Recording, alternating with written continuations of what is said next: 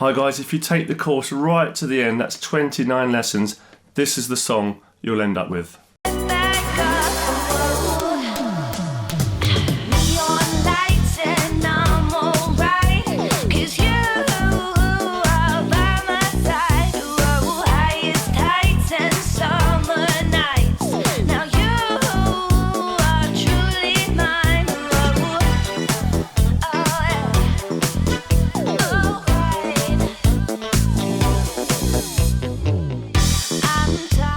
So follow along with us, every single step explained, let's do it.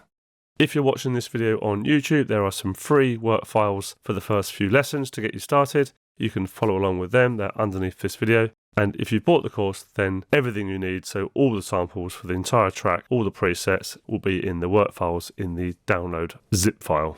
Okay, let's crack on. I don't like to spend too much time on settings. I'm working at 44.1 sample rate, as you can see up here, and a 24-bit bit depth. And this project is at 124 BPM, so please adjust your DAWs if you're following along to 124. This seems to be a good kind of disco tempo, which is quite common for this type of genre. Over the coming 25 to 30 lessons, obviously we're going to be adding more and more and more to this track. So what you see in the first few lessons is just the starter. We'll be adding in loads of 70s percussion and laser sounds and all that kind of stuff, all that goodness that you get with this style of disco track. I have spent hours and hours and days and weeks scouring the internet for various samples for 70s, 80s disco, anything that's going to work in this genre. Also, you don't have to. Aren't I nice? I've also remade some of the samples. For example, I brought in some synth stabs from a website and I've remade those in a free orchestral VST, which I'm going to show you all that later on, just in case you don't have any string VSTs in your DAW. So first thing to do is get started. Let's close this project and start up a blank project. So just fire up a new project in whatever DAW you're using. This is a DAW friendly course. You don't have to have Cubase. We'll only be using stock plugins and free plugins, so you'll be able to follow along in the DAW of your choice. So rather than add all the drums and all the percussion and spend several lessons doing that, I'm just going to add a basic disco beat in lesson 1. Lesson 2 should be the disco bass line, which is made up of 3 different layers. The next lesson after that should be all about strings, and lesson 4 will probably be the chord progressions. So the first thing you want to do is go to the work files and locate kick disco 1. This is a disco style kick that I chose, and you can either pull it in from an external window like this or whatever DAW. Just go to your browser or your media library and pull it in. So kick disco 1, just chuck it in somewhere. If it asks you to convert anything, then always tick it and copy the file to the project folder. I'm going to start off neat and tidy and just going to make my drums yellow. Kick disco 1, there it is.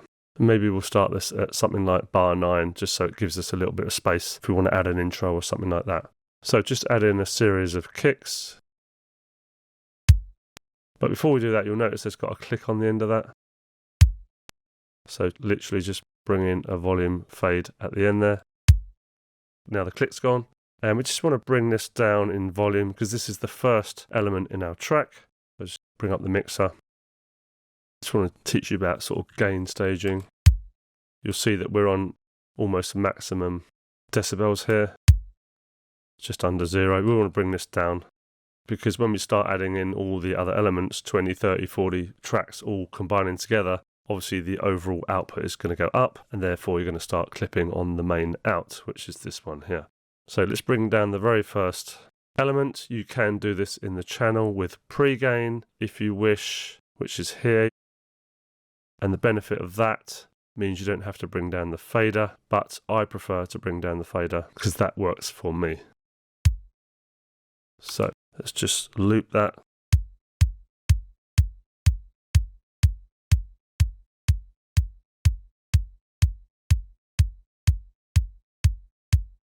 We're about -8 here. So that's probably about right. That gives us loads of headroom to add in other elements. So let's just go ahead and add another 7 to make 8. Make sure your grid is on and you're on adapter zoom if you're using Cubase or Logic or whatever DAW you're using. You probably can do adapter zoom these days. Just find it easier and make sure the snap is on. So this is how you would program a traditional 4/4 beat. But just something to note, in many 70s and 80s discos tracks, they tend to have the kick only on the first and third beat. So we can get rid of 2 and 4. And we have the snare in between here. So it's something to note. It's just a little bit different than how we normally do it. Even though I told you 124, I forgot to do it. So I'm just going to change my tempo to 124 down the bottom there. I thought it sounded a bit slow. Okay, it's a nice kick. I don't think we need any EQ at this stage. It sounds really punchy, that's why I chose it. And the key to getting decent tracks and making your mixing life easier at the end is choosing the right sounds in the first place. Believe you me, it's really important. Alternatively, we could add this into a sampler, which is not a bad idea, because then we can just quickly change our minds later on. If I wasn't sure about this kick, which I am, but if I wasn't, I would normally load this into a sampler, because then if you want to change your kick later on down the line, several weeks later, you just literally drop a different sample into the sampler, and it's as simple as that. But I know I'm going to use this kick, so that's fine. The only thing this kick is lacking, got a fairly nice body and not a bad click on the top end. You can see there's quite a bit of top end here. Maybe a little bit of EQ to bring out that click. But we need a bit more sub in here, so I'm going to, rather than try and EQ the sub from this sample we've got here, I'm just going to add a sub layer. So go to your work files again and just choose kick sub. Again, another one I spent a little while looking for. Didn't just magically bring in a sub and that was that. I made sure the sub part of the kick works. And we may just want to take out the sub of the kick disco. I'll tell you why in a sec. So without the sub, it's a little bit flat now. When I put it back in, it really does beef up that low end, but we can make it even better because there is a bit of sub in this original kick disco, which you can see here. We don't want them to be conflicting with the other one, which is here, and therefore you get a little bit of phase cancellation sometimes, and that can weaken the sound because they start cancelling out the low ends. So what we'll do is we'll just take out the sub of the original kick and just use the sub on the second kick.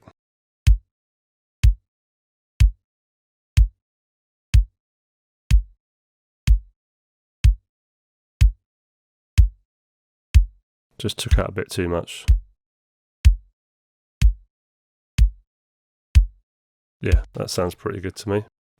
So let's bring in the snares now. Again, I would normally add them as a sampler track. In fact, I'm going to do that just to show you what the process is.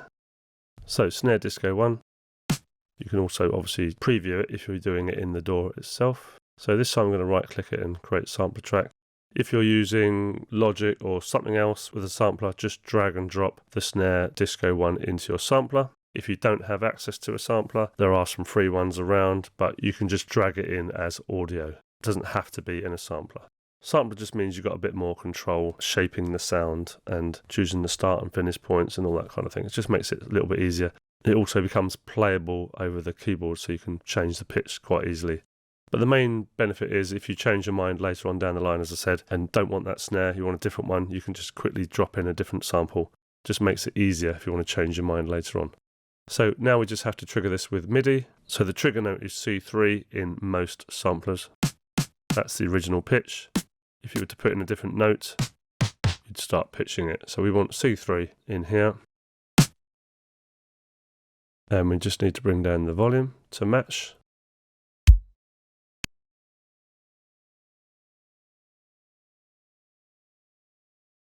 So we've got kick, snare, rather than kick, snare, snare, snare. Now, that's just a little bit weak on its own, so we're going to layer that up with snare clap disco. I've called it snare clap disco because it's like the combination of a snare and a clap. You definitely need a clap in disco, that's for sure. Again, we'll create sampler track. So this sampler here has now got the snare clap disco loaded, and this one's got snare disco. But we can copy the MIDI down because all it is C3 MIDI note. And we need to just match off the volumes, probably -3 is about right. And then we'll pan these in a second.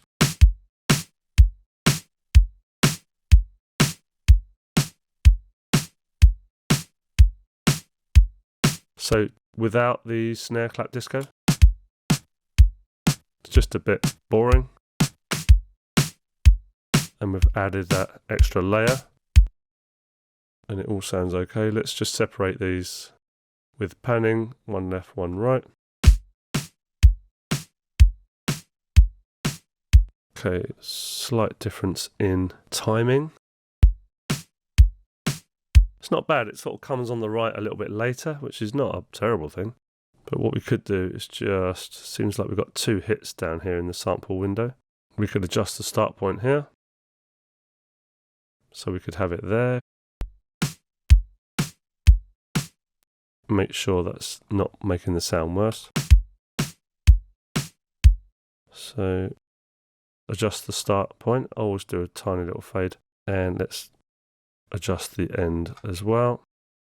We'll do the same on Snare Disco 1. We'll just make these a little bit tighter.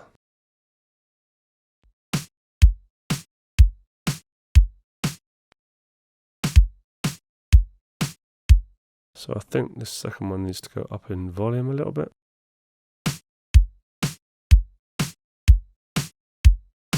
I quite like that the second one is slightly later. Gives it a bit more stereo spread, so that's cool for now. Obviously we'll be adding reverb and stuff like that in a second.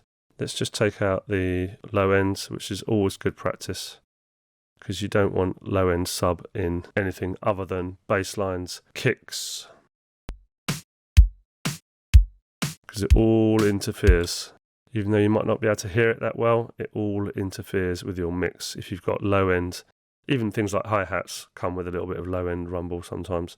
So it's always good practice to take the low end sub out, because the low end sub of your mix is a real tricky area. So you need to be very careful with it. So clean it up as much as you can.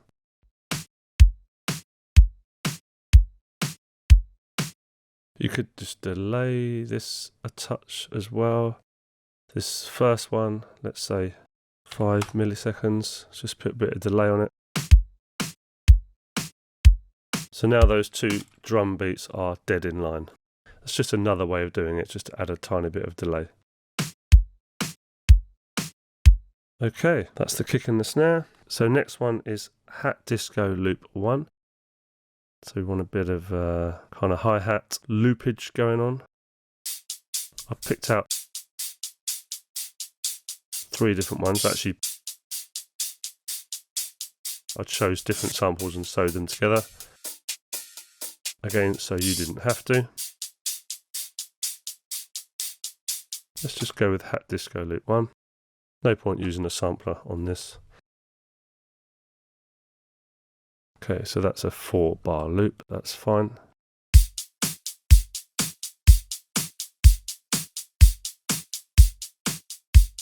So that's quite nice, that's a nice disco sounding loop I found. Again, let's take out the low end. Looks like I've already done it, there's hardly anything there, but it's just good practice.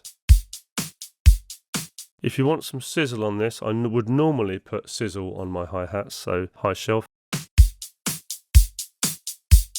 We may do that later on, but if you want to keep the old school vibe, i.e. 70s, 80s, there wasn't a lot of high-end fidelity in those days.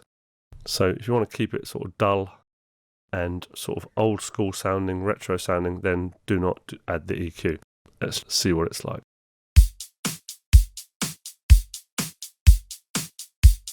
Okay, let's just add a tiny bit of reverb.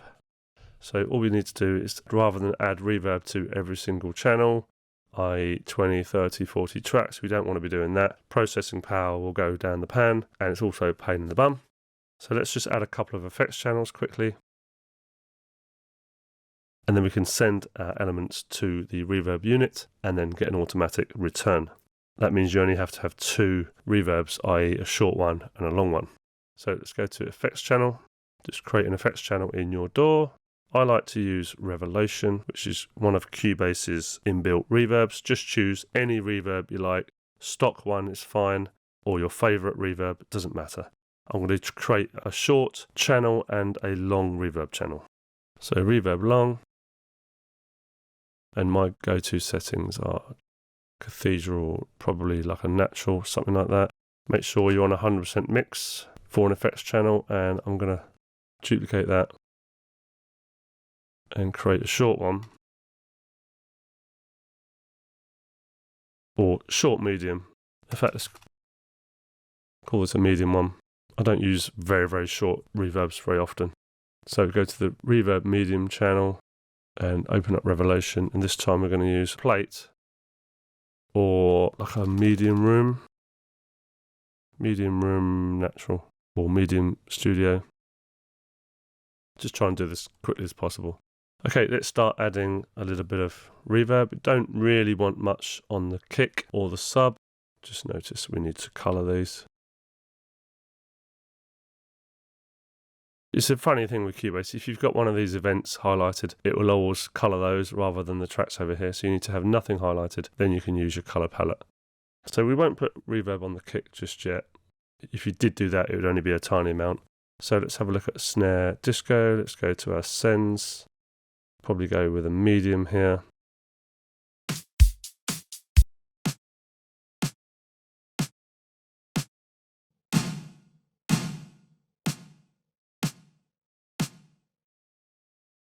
Don't like the low end in that. Take out the low end of the reverb, which is not a bad idea to do as well, for the same reasons as I said earlier.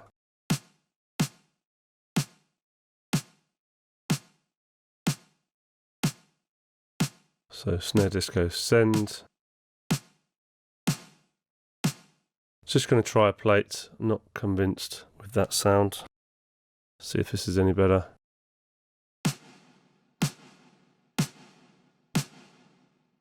Quite like that.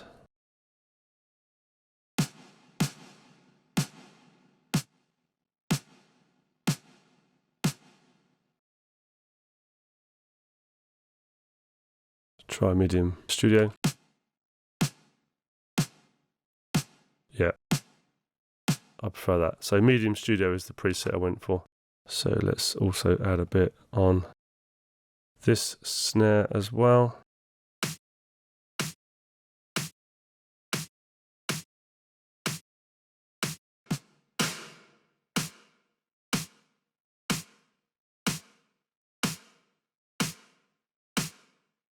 Depending on how much you want, just put that on to taste or send that to taste. And we definitely need a bit on the disco loop as well. So again, sending the effect to the reverb channel and it comes back automatically, rather than adding reverb to everything with an individual plugin. The long reverb will probably be used for effects and things like that.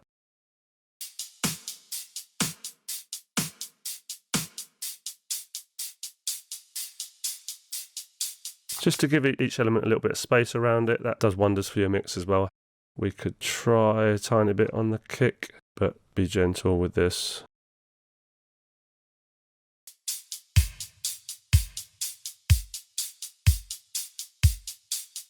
Just a tiny bit. Adds a tiny bit of body. Right, let's just unsolo everything. See what we got. Okay, we're getting there. I think our snares are a touch loud. Let's just group these together quickly.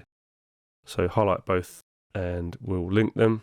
We want everything linked apart from the pan because they're on opposite pans. And now when we bring down the fader, it does them both together. I think the one on the right is just slightly too loud. So just quickly unlink, bring that down and link again.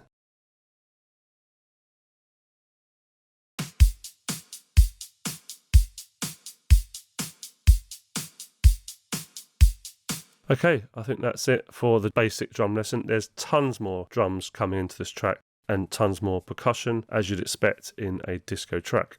Stick around and we'll start doing the funky disco bass line and the string stabs and all that kind of good stuff. See you then, guys. Bye-bye.